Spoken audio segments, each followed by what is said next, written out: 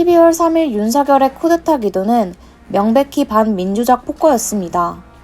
그것만으로도 윤석열은 체포 구속돼야 마땅합니다. 쿠데타가 성공했다면 윤석열 정권은 정치적 반대자들을 억압하면서 권력자와 기업주, 부유층을 위해 해온 각종 계약을 마구 밀어붙였을 것입니다.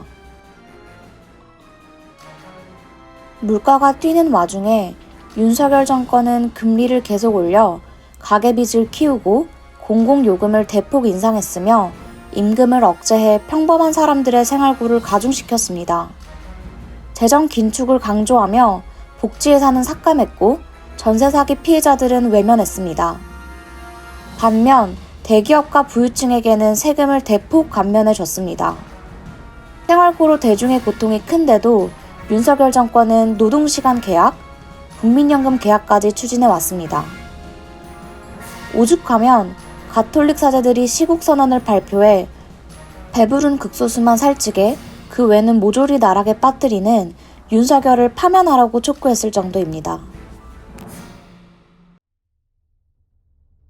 생계비 위기 때문에 일어난 투쟁을 윤석열 정권은 강경하게 탄압했습니다.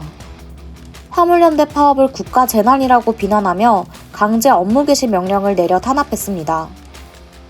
건설노조를 건폭이라고 마녀사냥했습니다. 울분을 참지 못한 건설노조 양해동 열사가 유서를 남기고 분신했습니다. 윤석열은 이번 계엄 포고령 1호에서도 노동자들을 겨냥해 파업과 태업, 집회행위를 금한다고 했습니다. 시국 치안과 마약 수사를 앞세운 정권과 경찰의 잘못된 우선순위는 이태원 참사가 벌어진 결정적 요인이었습니다. 그날 기본적인 안전조치조차 하지 않은 정부 때문에 많은 청년들이 희생됐습니다. 2023년 여름에는 체해병이 급류에 휩쓸려 허망하게 목숨을 잃었습니다. 당시 병사들에게 구명조끼만 제공됐어도 이런 비극은 없었을 겁니다. 그러나 윤석열 정권은 진실을 덮고 책임을 회피하는 데 골몰하며 박정훈 대령을 항명죄로 기소하기까지 했습니다. 지금 돌아보면 윤석열의 전투부대 측근 지휘관 감싸기는 소름이 끼치는 일입니다. 윤석열 정권은 한미일 군사동맹 구축 등 미국의 대중국 포위 노력에 적극 협력했습니다. 우크라이나에 막대한 양의 포탄을 우회 지원했고 최근에는 북한 전투병 파병설을 빌미로 우크라이나에 무기를 직접 주려고 했습니다. 윤석열 정권은 한일 관계 개선을 위해 강제동원 피해자들을 내동댕이 쳤고 일본의 핵 폐수 방류를 용인했습니다. 이스라엘의 인종학살을 지지하는 미국을 따르며 이스라엘에 무기를 수출해 왔습니다.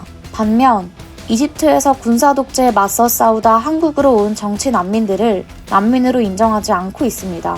윤석열의 친미 친일 외교 노선은 중국과 러시아 등의 반발을 부르며 불안정을 오히려 키우고 있습니다. 윤석열 정권 하의 가파른 물가 상승과 긴축 정책은 평범한 여성의 처지를 더 악화시켜 왔습니다. 이미 대선 때부터 윤석열은 여성가족부 폐지를 공약하고 구조적 성차별은 없다며 엄연히 존재하는 차별을 무시했습니다. 정부 출범 이후 각종 정책에서 여성, 성평등, 젠더라는 단어가 사라졌고 한강의 소설과 성평등 성교육 도서는 학교 도서관에서 퇴출당했습니다. 윤석열 정권은 유산유도제 도입을 계속 막았고 후기 임신 중지가 살인이라며 도덕적 공포를 부추겼습니다. 성폭력 문제에선 위선이 더 컸습니다. 피해자 지원은 하지 않은 채 수사기관 강화의 명분으로만 이용했습니다.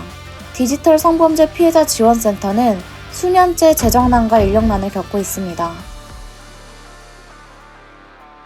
윤석열의 직무는 일단 정지됐지만 윤석열 정권 자체는 여전히 건재합니다. 한덕수를 비롯한 국무위원들은 윤석열의 임기 내내 대중의 삶을 고통으로 몰아넣는 온갖 나쁜 정책들을 고안하고 집행해왔고 윤석열의 쿠데타에 줄을 섰습니다. 지금도 한덕수 권한대행 내각은 양곡관리법을 거부하며 농민들의 생계보장 요구를 외면했고 장시간 노동을 허용하는 반도체 특별법의 국회 통과를 추진하고 있습니다. 한덕수 권한대행 체제는 윤석열 없는 윤석열 정부입니다. 내각만 문제입니까? 그 외에도 윤석열이 임명한 날강도들 수천 명이 여전히 국가의 중요한 자리들을 지키고 있습니다. 윤석열뿐 아니라 이 정권 자체를 끌어내려야 합니다.